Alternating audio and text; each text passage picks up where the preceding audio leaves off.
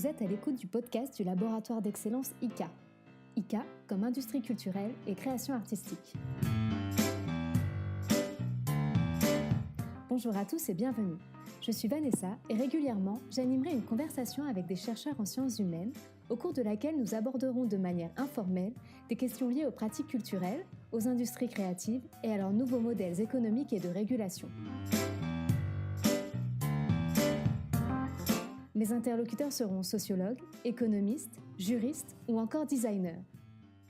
Nous discuterons ensemble des bouleversements traversés par l'ensemble des industries culturelles et créatives, de l'audiovisuel à l'édition, en passant par la musique, les musées ou encore le jeu vidéo. Nous mettrons ainsi en lumière leurs idées et leurs projets de recherche en cours autour d'une thématique unique à chaque nouvel épisode. Bonne écoute! Épisode 3, l'industrie du jeu vidéo en France. Le LabEx ICA a lancé en 2018 un important programme de recherche interrogeant le modèle français de soutien à la culture. Dans le cadre de ce programme, une équipe de chercheurs s'intéresse plus particulièrement à l'industrie du jeu vidéo.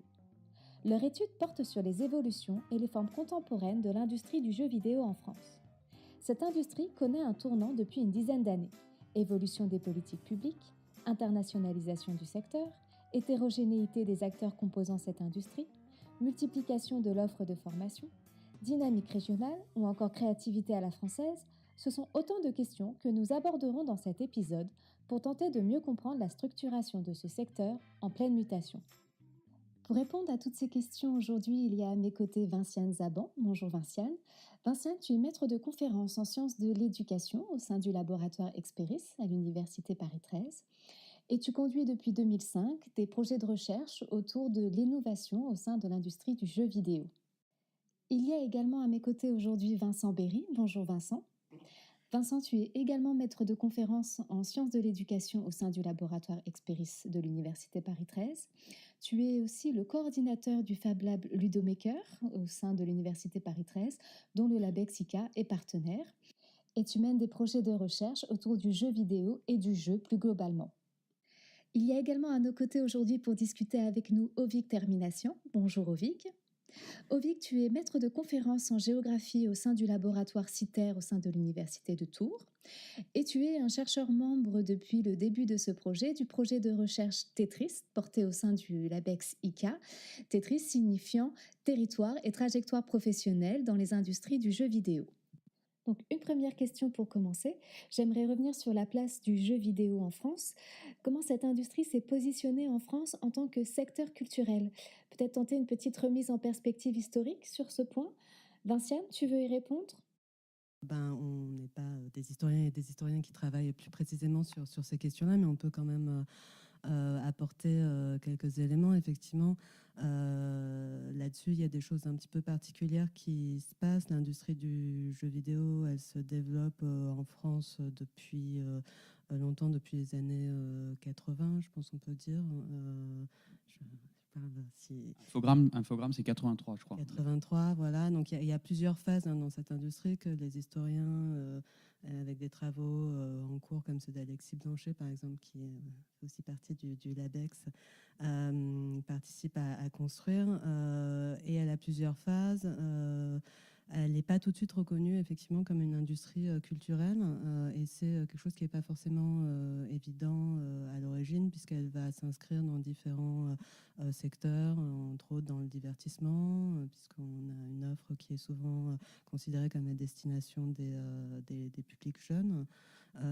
Et elle va aussi pouvoir s'inscrire à un moment plutôt dans une industrie qui est l'industrie logicielle et qui n'est pas forcément assimilée, jusqu'à récemment en tout cas, au secteur culturel. Et en fait, il y a tout un travail qui va se faire, notamment à partir des années 2000, par en particulier le syndicat national du jeu vidéo, qui est un syndicat d'affaires, en fait, qui va défendre une politique culturelle en matière de jeux vidéo, parmi d'autres politiques. C'est pas le seul endroit où travaillent ces associations professionnelles pour favoriser et aider les entrepreneurs dans ce secteur-là, qui est un secteur qui fonctionne bien, en tout cas qui qui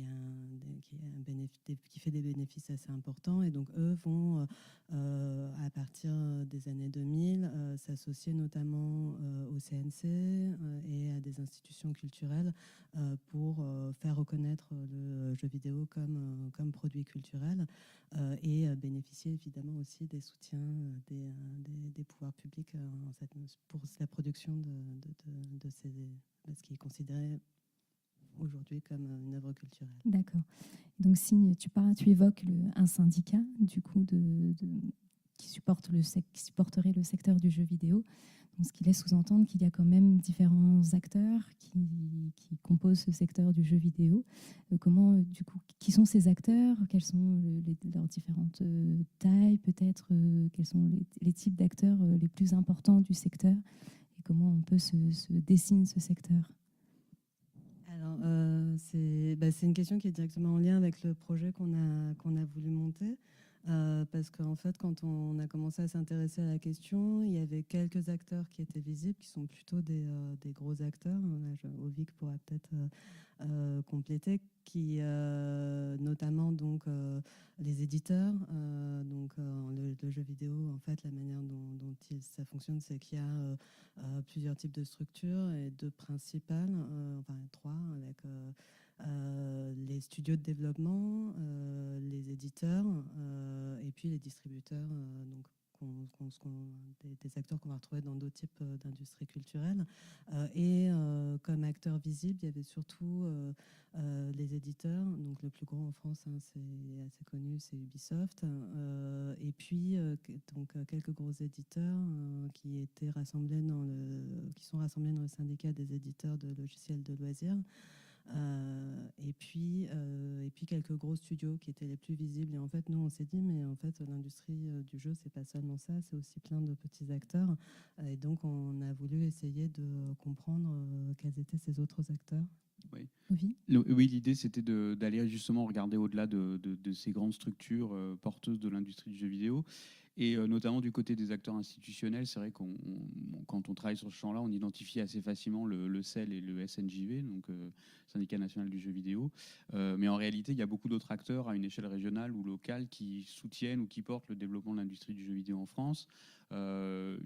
Certains réseaux qu'on étudie avec Vinciane, qui sont les associations professionnelles, les clusters, les pôles de compétitivité régionaux, qui sont aussi des acteurs qui sont très présents dans certaines régions et qui portent vraiment le développement de ces industries culturelles. On en parlera peut-être. Et puis du côté des acteurs publics aussi, on a vu en tout cas dans notre enquête que selon certaines régions, dans certains territoires ou certaines villes, on peut avoir des acteurs qui sont très bien renseignés sur le fonctionnement de l'écosystème et qui sont qui sont très engagés dans des politiques de développement de l'emploi et de la culture à partir ou autour du jeu vidéo. Et c'est peut-être une différence, à mon avis, assez forte avec l'industrie du jeu de société. Enfin, on en parlera peut-être tout à l'heure avec Vincent. On a une industrie qui est peut-être paradoxalement un peu plus récente, mais très structurée. Enfin, en tout cas, par rapport aux jeux de société, beaucoup plus visiblement structurée en termes d'acteurs. Donc, du coup, j'entends qu'il y a quand même un rôle des institutions publiques dans la structuration de ce secteur. Donc, quels sont les types de soutiens mis en place par les institutions publiques, je vais y arriver, et à quelle échelle, et comment elles accompagnent les acteurs du secteur? Alors, il y a plusieurs types de soutiens qui existent du côté culturel. Donc depuis 2003, je crois, il y a un fonds d'aide qui est géré par le CNC, donc qui est attribué sur certains critères à des entreprises qui développent des jeux sur des projets de jeux. Il y a aussi une mobilisation pour faire en sorte qu'il puisse y avoir un crédit d'impôt aux jeux vidéo. La France a, sur ce point, été assez pionnière, en fait, puisque... Je crois que c'est 2008, le crédit d'impôt. Oui, alors je crois que c'est ça. En 2006, l'Europe autorise la création d'un crédit d'impôt aux jeux vidéo, et puis c'est développé ensuite. Donc, il y a ces aides-là. Après, il y a aussi d'autres types d'aides qui vont être attribuées plutôt du côté développement développement économique, par exemple, autour de certains types de jeux comme le serious game. Et puis autour plus récemment du développement de l'e-sport et de la spectacularisation du jeu en fait. Donc à plusieurs niveaux, il y a des soutiens et ce qu'on observe, c'est aussi que selon les territoires, selon les orientations, les acteurs vont essayer d'aller chercher plutôt tel ou tel type de soutien. La question de la mise en place de ces politiques, elle a une influence assez importante sur le type de production qu'on va trouver en France. Oui, parce qu'il y a des aides régionales aussi. Il y a certaines régions qui engagent des aides plutôt de type création d'entreprise, financement du premier ou du deuxième jeu. Mais effectivement, avec la grosse difficulté pour l'industrie du jeu vidéo, c'est de se positionner soit comme un produit culturel, soit comme un produit industriel, et avec des montants d'aide qui ne sont pas tout à fait les mêmes selon le secteur dans lequel on s'inscrit, des dispositifs y compris de déduction d'impôts qui ne sont pas tout à fait les mêmes. Il y a un jeu là un peu, à mon avis, pour les acteurs d'arriver à se retrouver et à se positionner au milieu de tout ça. Oui, sachant qu'il y a des enjeux juridiques derrière. Alors, moi, je ne suis pas spécialiste, mais où le statut du jeu vidéo comme œuvre est toujours pas quelque chose. Il n'y a pas de statut spécifique, et donc les entreprises oscillent toujours entre œuvres de collaboration et œuvres collectives, avec des questions derrière de rémunération qui peuvent varier. Donc, je crois qu'il y a un peu, pour l'instant, un flou qui est plutôt peut-être arrangeant pour certains acteurs, du coup, puisqu'évidemment, on n'est pas du tout sur les mêmes types de gestion des droits ensuite. Après, il y a aussi les effets de formation. C'est-à-dire qu'il y a eu aussi un moment où où l'État et aussi les régions, en l'occurrence Angoulême, avaient en fait développé l'Engmin, qui est donc une des écoles de jeux vidéo, qui était au départ un master.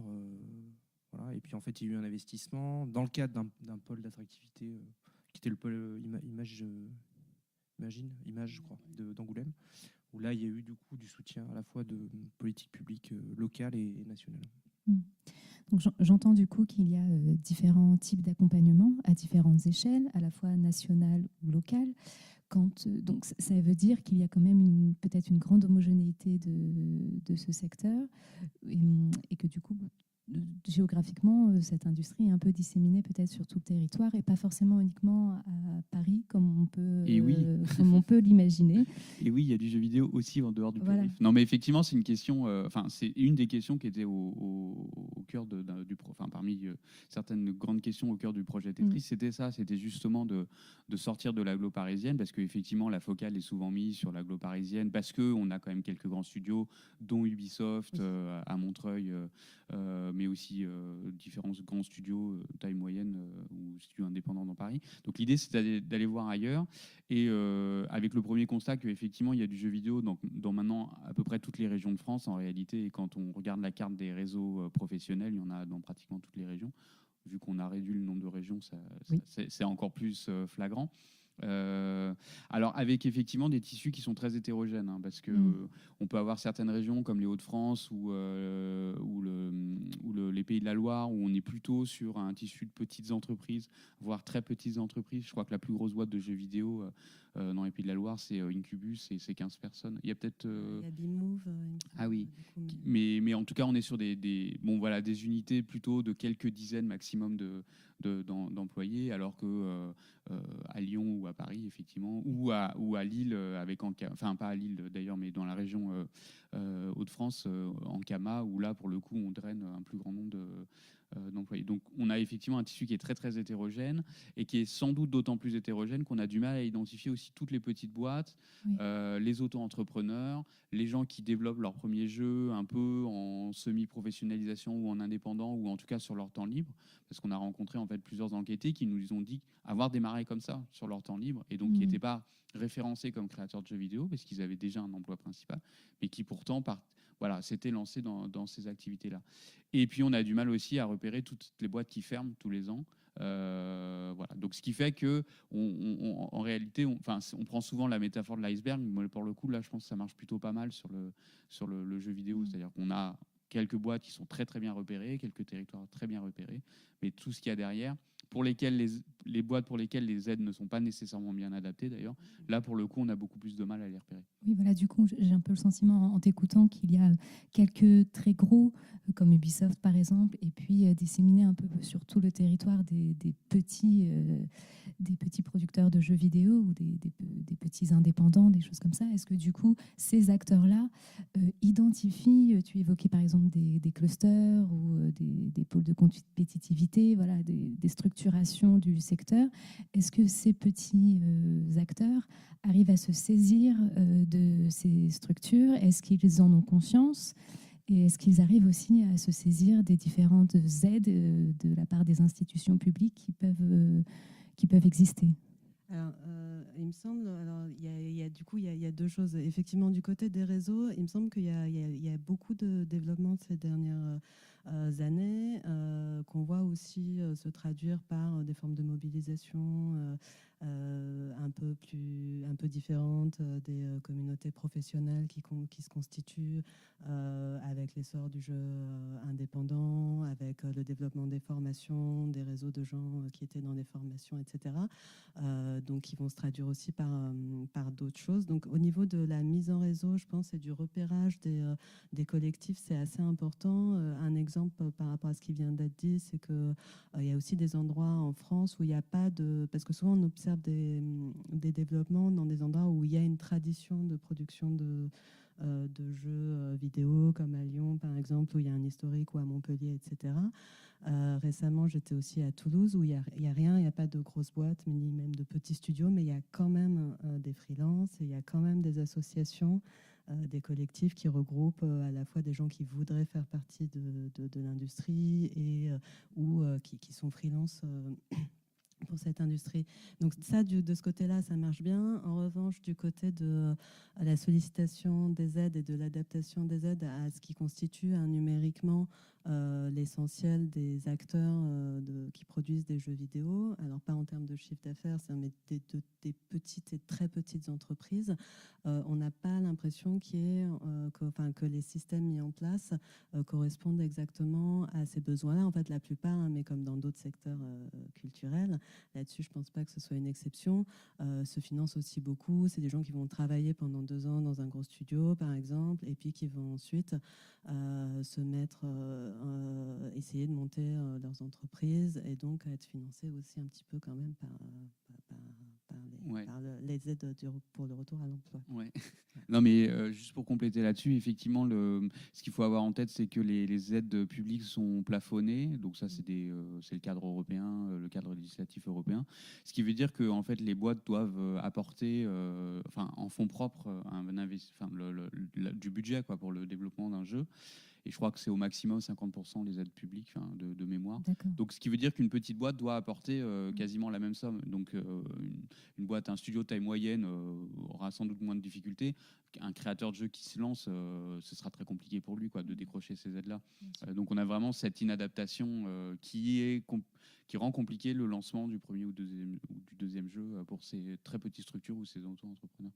Oui, sachant que par ailleurs, c'est des gens qui ont pu parfois être formés à la création de jeux vidéo, mais qui ne sont pas forcément formés à la gestion d'entreprise. Donc ça, il y a quelques formations qui proposent ces parcours-là, mais ce n'est pas forcément les plus nombreuses.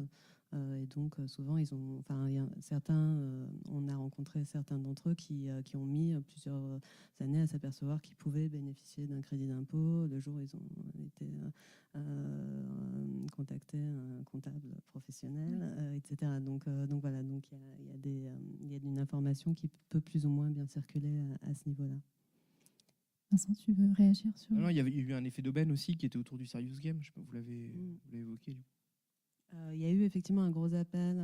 C'est-à-dire qu'il y a eu un moment de développement, de financement autour de projets, de jeux de formation, ce qui a permis en fait à des tout petits studios de survivre en fait, et de générer un peu d'activité. Ce qui explique en fait ce que tu disais tout à l'heure, c'est-à-dire ce monde, cet iceberg où on voit des gros éditeurs et puis cette espèce de tissu très éclaté de petits indépendants. Et les Serious Games ont fait partie d'un moment qui a permis à faire émerger du coup. Ce qui fait qu'on observe effectivement des modes de production qui ont évidemment rien à voir entre, je sais pas, un projet chez Ubisoft ou ou chez Arkane ou chez Node, même qui est plutôt maintenant une structure moyenne. Et puis le développement dans un garage ou à la maison qui se fait sur un mode beaucoup plus artisanal et parfois vraiment de manière concertée avec des entreprises locales parce qu'on va effectivement faire un jeu, on va avoir une prestation pour faire un jeu pour une entreprise locale. Quoi. Donc du coup, c'est pas du tout les mêmes types de structures et la question des aides, etc., se pose pas du tout de la même façon. D'accord. Et du coup, en termes de politique plus territoriale, d'aide justement à ces secteurs, est-ce que ces aides, elles participent d'une vision de développement territorial vraiment précise ou est-ce que ou pas? Alors, on n'a pas complètement fini l'enquête encore, mais effectivement, jusqu'à maintenant, il semble que les régions et les territoires se saisissent différemment de l'industrie du jeu vidéo. Peut-être selon leur histoire aussi. Voilà, c'est ça exactement. À ce stade, ce qu'on peut dire, c'est que dans le cas de l'agglomération lyonnaise, par exemple, on est très clairement dans une logique de positionnement à l'international et de renforcement de la présence lyonnaise sur toute la chaîne de valeur, c'est-à-dire à la fois avoir sur place les producteurs, les développeurs, les éditeurs, et puis aussi des modes de consommation type e-sport, développement du serious game, etc. Donc avec des gros studios à l'international, des studios qui travaillent avec les États-Unis, le Canada, etc. Ubisoft, Arkane Studio, Ivory Tower, etc. C'est pas du tout la logique, par exemple, qu'on a pu observer dans le cas de Nantes, où là on a aussi un cluster qui s'appelle Atlant Games, et là on est plutôt dans une logique de développement très local, avec des petites boîtes qui justement, comme disait Vincent, vont faire de la prestation de services, vont développer des petits jeux sérieux pour les boîtes du coin, etc. Et qui vont être plutôt dans une logique de structuration à une échelle assez diffuse, mais en ayant tout à fait en tête que de toute façon leur ambition, ça va pas être de concurrencer Ubisoft ou n'importe quel autre grand studio. Donc on est plutôt sur une logique de création d'emplois local, d'animation d'un réseau local et puis de réponse à des besoins localisés des petites boîtes qui peuvent avoir besoin de prestations de services, développement de sites web ou de gamification ou autre. Voilà. Donc on a comme ça différents cas effectivement qui se dessinent. Voilà. On a des cas de territoire où là les gens ont l'air beaucoup plus isolés, on va dire ça comme ça, peut-être un peu plus, où on a plutôt, on va dire des réseaux émergents qui ont du mal pour l'instant à se positionner ou en tout cas à apparaître, mais qui sont aussi dans une recherche de mise en visibilité de leurs activités et de mise en réseau. Oui, c'est vrai qu'on a l'impression d'un secteur du jeu vidéo qui est très globalisé, internationalisé. En fait, c'est pas forcément le but ultime de s'exporter ou d'exporter un savoir-faire ou des Ça, c'est la grosse arnaque du SNJV. C'est un peu paradoxal parce qu'en même temps, oui et non. C'est-à-dire qu'effectivement, il y a des ancrages très locaux et puis il y a aussi... on peut rencontrer des gens qui, la journée, travaillent chez Ubisoft, le soir, développent un petit jeu indépendant de leur côté, qui vont arriver à distribuer en Chine parce qu'ils ont trouvé une opportunité pour le faire traduire par un service, je ne sais pas quoi. Donc en même temps, quand même, les développements du numérique et d'Internet ont changé beaucoup de choses et ont favorisé la diversification de l'offre et l'explosion de l'offre de jeux vidéo. Donc on a des jeux entre le local et le global en termes de distribution qui sont parfois étonnants. C'est qu'on pourrait avoir quelqu'un qui fait un jeu en Corrèze qui va être distribué en Chine qui va être donc avec des jeux et qui a un ancrage territorial très fort, qui va revendiquer de faire des jeux en région parce qu'il n'y a pas de raison, etc. Il y a eu aussi un effet d'accroissement des petits éditeurs par les moyens de diffusion des jeux, c'est-à-dire les stores en fait pour ceux que j'avais, c'est-à-dire qu'en fait avant il fallait passer par des réseaux de distribution quand même quand on était sur un modèle matérialisé.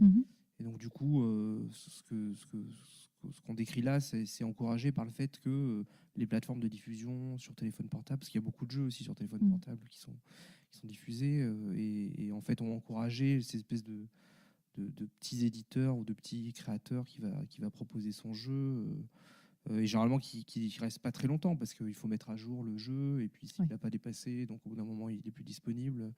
Mais il y a une espèce de, j'ai plus les chiffres en tête, mais j'avais regardé ce que reçoit Apple et l'Apple Store et le Google Store en termes de production de jeux, c'est assez gigantesque en fait. Oui, il y a une multiplication, enfin, comme dans d'autres secteurs, y compris le jeu de société, pour le coup, de la distribution qui est facilitée. En fait, du coup, passer par un éditeur pendant un temps, en tout cas, n'a plus forcément été obligatoire pour des studios pour diffuser, distribuer leurs jeux. Aujourd'hui, on a de nouveau besoin des éditeurs parce que l'offre est tellement importante que pour se démarquer, on a besoin d'efforts de promotion qui sont importants. Et donc ça a favorisé la multiplication et la diversification de l'offre, ce qu'on retrouve dans le jeu de société. Faut aussi penser que cette multiplication, elle tient aussi, et l'émergence de tous ces acteurs en local, à la multiplication des formations et donc au fait qu'il y a quand même beaucoup d'étudiants qui rentrent dans les formations chaque année.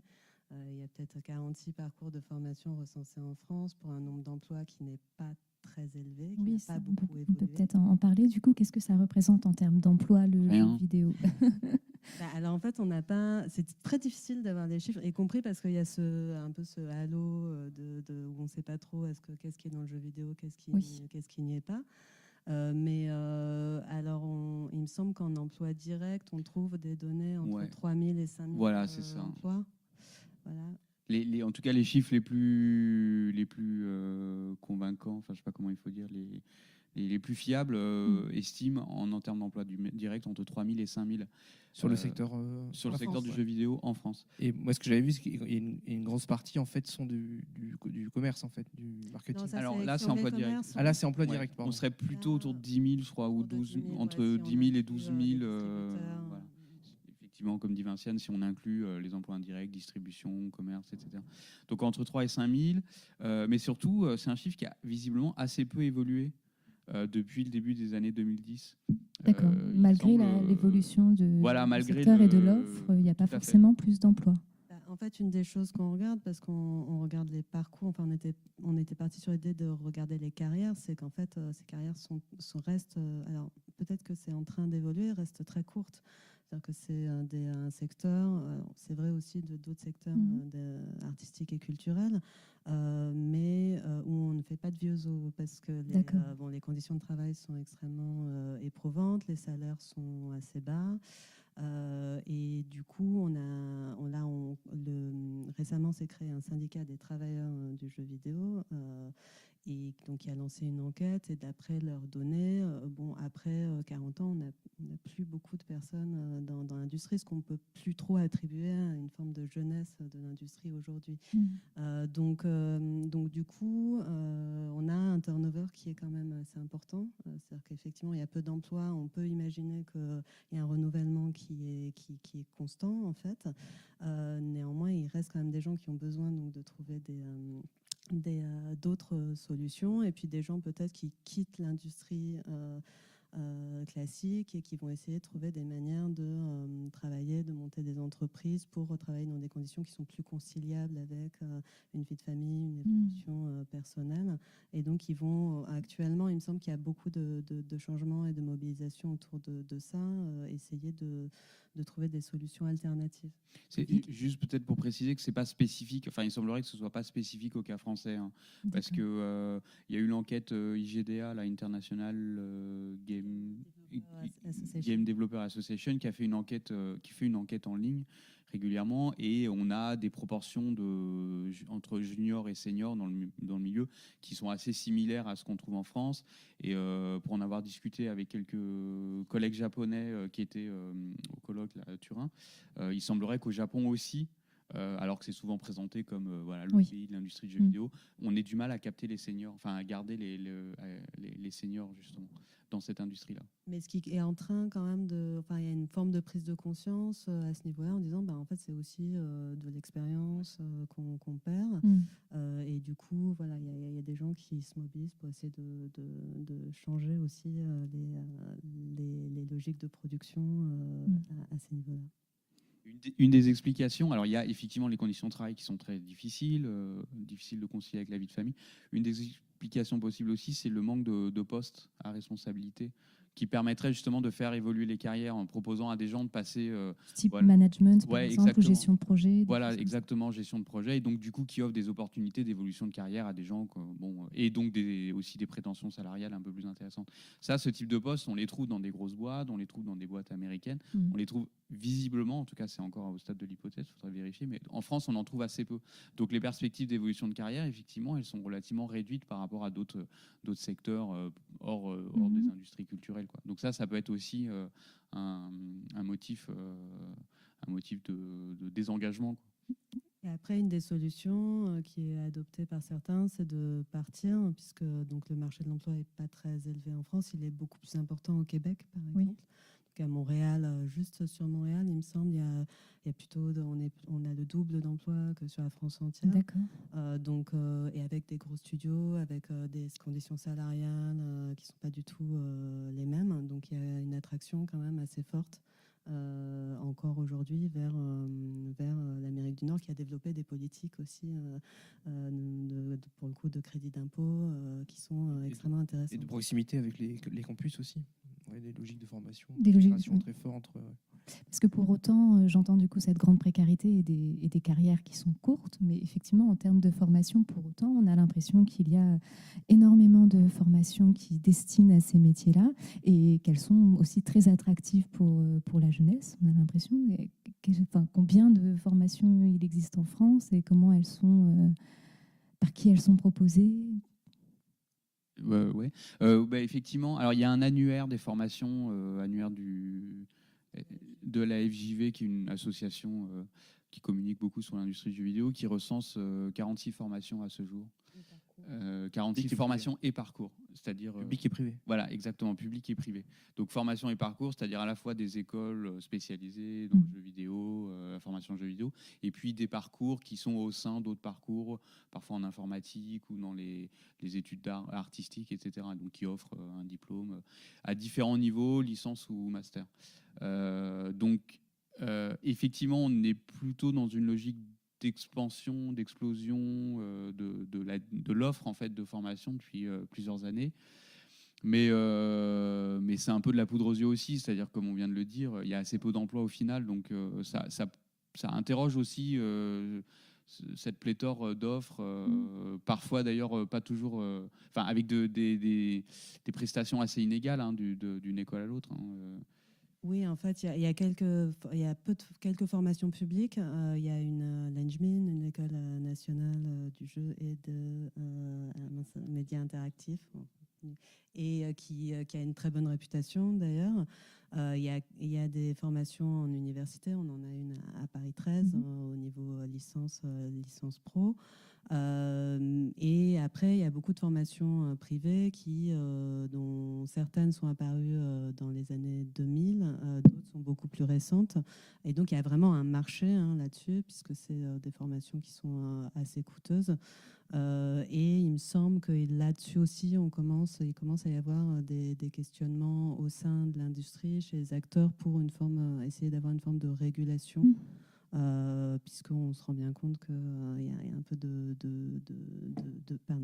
flou autour de tout ça, et qu'il faudrait avoir au moins des normes de qualité, des labels, etc. Donc il y a un réseau des formations du jeu vidéo. Après, c'est aussi un débouché pour certaines personnes qui sortent des formations, qui peuvent intervenir dans les formations, et donc pour des indépendants qui vont avoir aussi une partie de leur revenu qui va dépendre de ça. Et c'est aussi un milieu où on va avoir des formes de réflexivité qui vont se développer sur le métier, sur des offres alternatives. Donc il y a à la fois des points positifs et des points négatifs, mais c'est vrai que c'est une vraie question de vers quoi en fait on va quand on s'engage dans ces formations.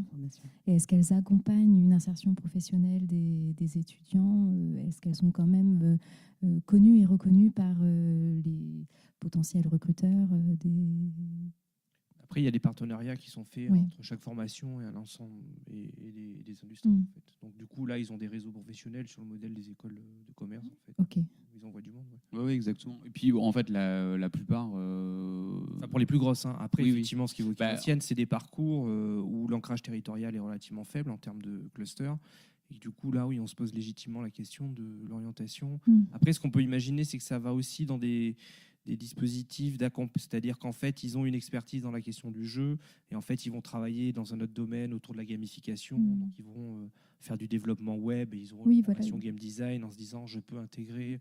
Et certaines formations commencent à avoir ça à l'esprit en se disant on ne peut pas envoyer des étudiants sur le marché du jeu vidéo. Donc, ils commencent à réfléchir à comment, autour de la question du game design, on peut développer des métiers qui ne soient pas directement en lien avec le jeu vidéo. Oui, donc, voilà. le développement de sites gamifiés.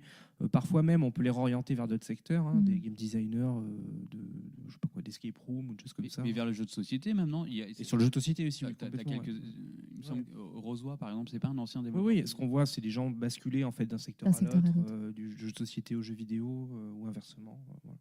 Alors du coup, effectivement, ça faisait partie de mes prochains questionnements. Qu'est-ce qu'on y apprend dans ces formations? Est-ce qu'il y a une injonction à la créativité? J'imagine c'est peut-être ce qu'imaginent les étudiants quand ils vont se former dans ces cadres-là, qu'on attendra d'eux d'être créatifs, etc. Ou est-ce qu'au contraire, ils s'adaptent peut-être aux difficultés que vont avoir ces futurs professionnels dans leur choix de carrière? Et est-ce qu'on leur propose des techniques de management ou de gestion de projet? Voilà. Qu'est-ce qu'on y apprend dans ces formations? Alors, ce qu'on a pu comprendre en discutant avec des étudiants, en regardant aussi un peu les maquettes, etc., c'est qu'il y a plusieurs types de formations et les formations font des choix là-dessus, qui sont des choix parfois un peu compliqués. C'est-à-dire qu'on peut soit former les étudiants à des technologies actuelles et donc faire des gens qui seront des très bons techniciens tout de suite. Et donc, comme dit certaines responsables de formation, on voit très bien comment ils vont trouver un travail dans les années à venir. Mais par contre, on voit moins comment ils vont rester dans l'industrie et perdurer dedans. Et donc, il y a des formations qui essayent aussi quand même de faire le choix de proposer des contenus peut-être plus théoriques, plus en management, de recruter aussi des étudiants qui ne sont pas que des fans absolus de jeux vidéo pour ouvrir aussi à des choses plus larges et à des perspectives aussi dans d'autres secteurs. Mais la formation aux jeux vidéo, c'est beaucoup de la production de projets. Ça passe beaucoup par l'insertion, par des stages, etc. Ce qui est aussi aujourd'hui un petit peu critiqué. On réfléchit aussi à la manière dont, dès l'école, on forme un petit peu les gens à une mentalité qui est la mentalité du rush, du crunch, etc. En gros, ce qu'on apprend dans les écoles, c'est à être flexible, à travailler beaucoup et à savoir qu'on est un petit rouage d'un projet qui va occuper beaucoup de gens. Mais ceci étant, on a aussi effectivement constaté, beaucoup de gens nous l'ont dit sur le terrain, que l'une des choses plus importantes qu'on apprend dans une école, et peut-être l'une des choses les plus difficiles à admettre pour les étudiants qui rentrent dans ces écoles, c'est qu'on apprend à concevoir des jeux qui ne répondent pas forcément à ses propres pratiques. Et qu'en fait, les étudiants qui s'en sortent le mieux sont ceux qui comprennent que le but, c'est pas de sortir le jeu qu'on a envie de faire, le jeu qui leur plairait, le jeu qui leur plaît, ou en tout cas le jeu qu'on aime jouer. Et on a plusieurs enquêtés qui nous ont indiqué ça, qu'eux ils développaient des jeux qui correspondaient pas nécessairement à leurs propres pratiques, mais qu'ils avaient bien compris que la demande elle était là sur ce type de jeu, des petits jeux sur mobile, des petits jeux sur téléphone, des jeux sérieux même si eux sont pas forcément très convaincus, etc. Et donc ça, pour le coup, les formateurs sont attentifs à ça, à ce que les gens, donc Vinciane disait, ils cherchent pas forcément le fan absolu, ils cherchent au contraire des gens qui sont plutôt ouverts d'esprit, capables justement de naviguer entre les différents types de jeux vidéo et comprendre qu'ils sont pas là pour faire le jeu de le jeu que eux ont envie de jouer, mais plutôt le jeu que les gens en général ont envie de jouer. Et du coup, ça pose la question peut-être aussi est-ce qu'il existe une spécialisation française peut-être en termes de production du jeu vidéo? Est-ce qu'il existe peut-être un goût français ou est-ce qu'il y a des jeux vidéo identifiés comme étant French touch, par exemple Alors bon, c'est une notion très critiquée, en même temps très revendiquée, cette question de spécificité française.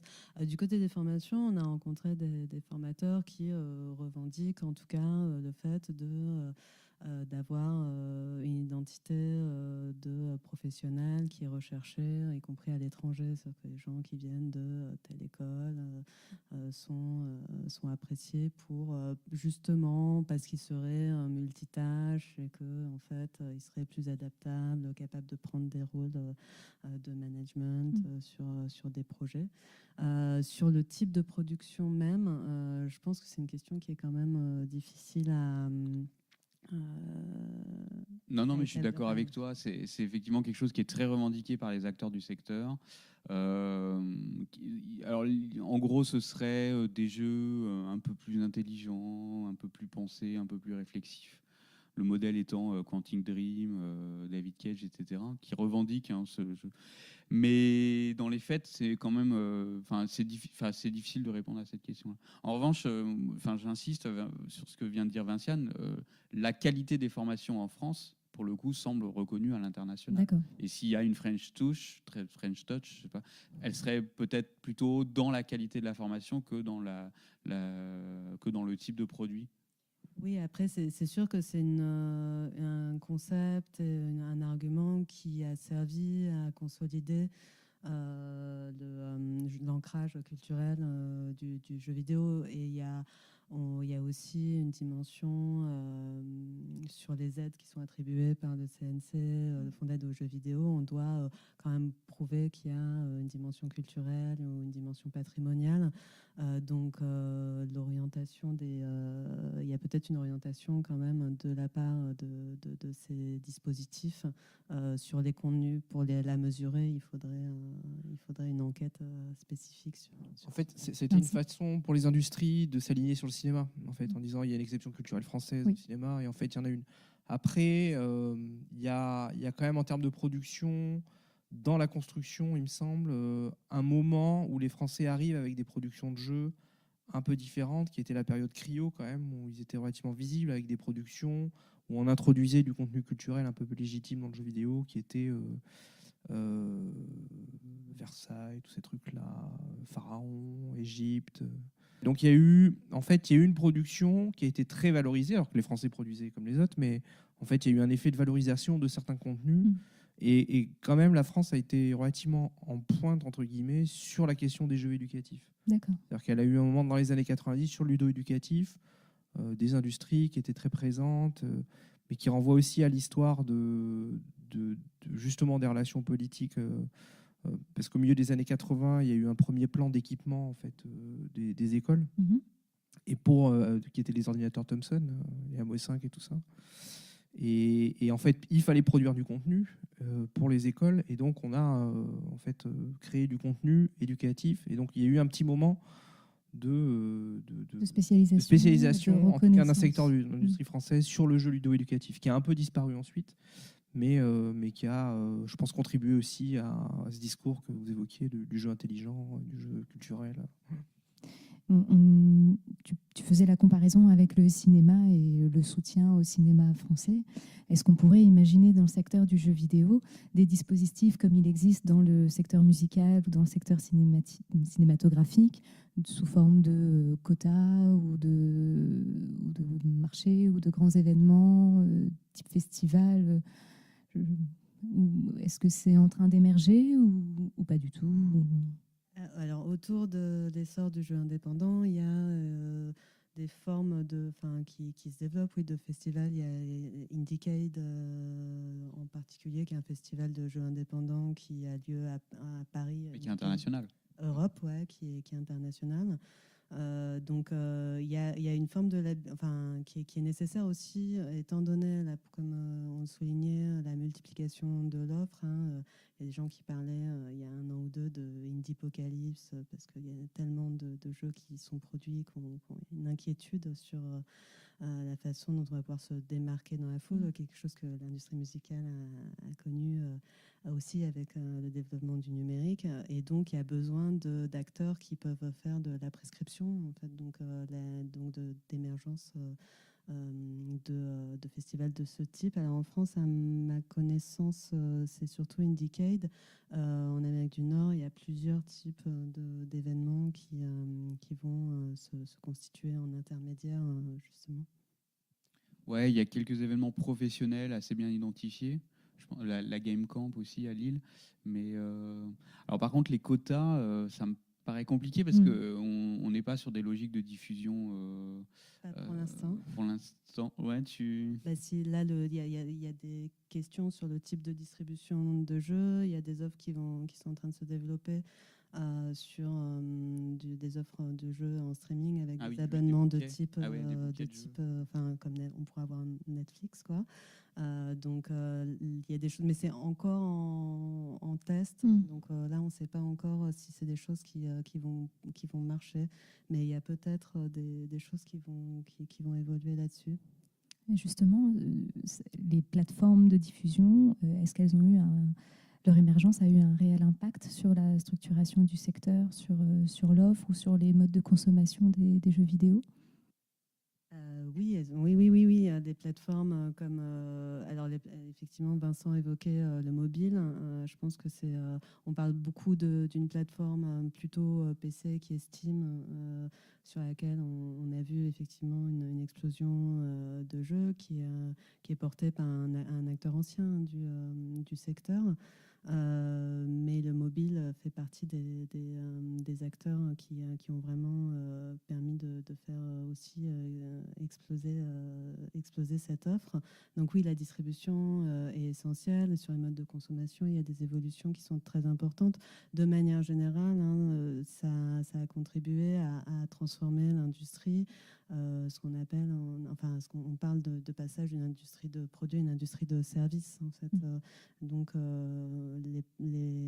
et à une logique de plateforme qui serait entre autres symbolisée par ces dispositifs. Oui, et puis il y a une logique de flux en fait. C'est-à-dire ce qu'on peut pressentir en tout cas les enjeux à venir, c'est effectivement ce qui se passe sur les plateformes de diffusion vidéo, Netflix et tout ça, sur le jeu vidéo avec Google qui se lance dans la diffusion et qui est même avec une espèce de streaming direct du dispositif. C'est-à-dire qu'il n'y a même quasiment plus besoin de l'installer, mais par la connexion. Donc on a quelque chose qui s'annonce là-dessus.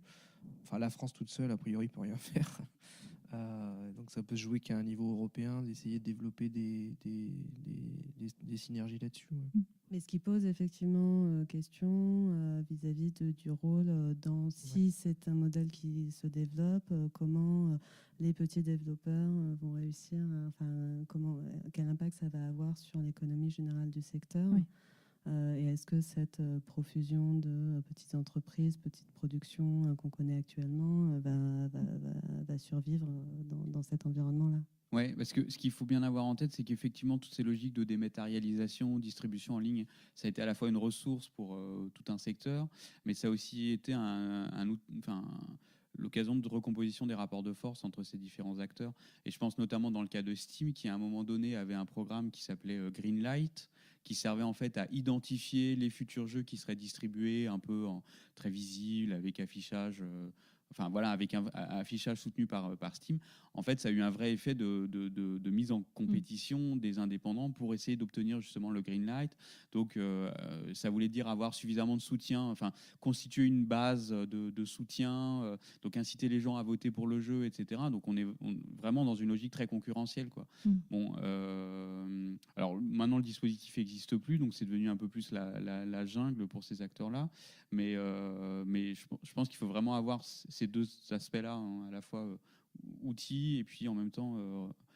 et là, comme tu disais, Vinciane, là, effectivement, les modes de distribution type Google, ça veut dire qu'en fait, quelle va être la possibilité pour des petites boîtes de se rendre identifiables et de trouver une place, de décrocher une place dans ces plateformes-là, c'est effectivement loin d'être évident. Tu évoquais, Vinciane, aussi la place peut-être de l'Europe face à ces grosses plateformes et à ces très gros type Google. Qu'est-ce qu'il existe en termes de réglementation européenne ou de support et de soutien du secteur du jeu vidéo en Europe? Est-ce qu'on voit émerger des des convergences entre les pays européens? Est-ce qu'il existe des mesures prises à l'échelle européenne, ou est-ce que c'est un peu chaque pays, chaque territoire prend les engagements qu'il souhaite prendre? Pour l'instant, alors de ce qu'on peut voir avec nos collègues chercheurs, donc il y a des recherches qui se développent sur les mondes de production du jeu un peu partout. En Europe du Nord, il y a une chercheuse qui est en Irlande qui travaille depuis très longtemps là-dessus. Donc chacun regarde un petit peu comment ça fonctionne dans ces pays-là, et on se rend compte qu'effectivement les appuis ne sont pas forcément les mêmes. Il y a des comparaisons qui ont été faites entre la Finlande, le Danemark et la Suède. Et on voit que selon là aussi l'écosystème industriel et l'histoire industrielle, on n'a pas forcément les mêmes développements en Finlande, où il y a tout l'historique avec Nokia de développement sur l'industrie mobile, et puis dans d'autres pays. Donc pour l'instant, et au niveau régulation et législation, j'avoue que j'ai moins d'éléments sur la question. Je sais que la France donc avait été à un moment un petit peu pionnière et avait été regardée. Ça avait intéressé quand même pas mal d'acteurs.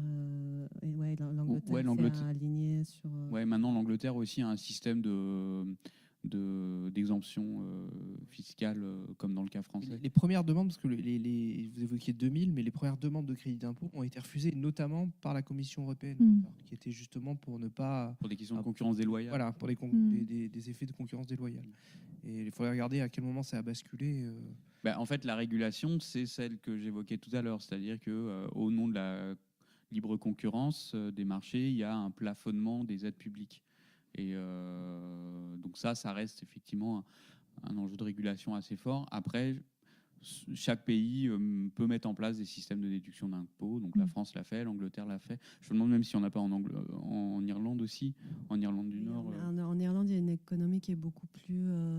la base est beaucoup plus axée sur l'industrie logicielle et la prestation de services, en fait. Donc du coup, c'est pas forcément les mêmes appuis politiques et dispositifs d'aide qui vont être mis en place. Et à ma connaissance, il n'y a pas forcément d'association à un niveau européen, en tout cas. Les échanges se font beaucoup entre ce qu'on voit sur les Game Developer Conference, etc. Se font beaucoup plutôt. Il y a des acteurs importants en Amérique du Nord et répartis ensuite, mais il n'y a pas forcément de conglomérat ou association à l'échelle européenne, à ma connaissance. On a du coup maintenant une vision un peu plus claire de la place du secteur du jeu vidéo en France et de l'organisation, de la structuration de ce secteur. Donc, merci beaucoup à tous les trois pour votre participation à ce podcast. Merci. Merci.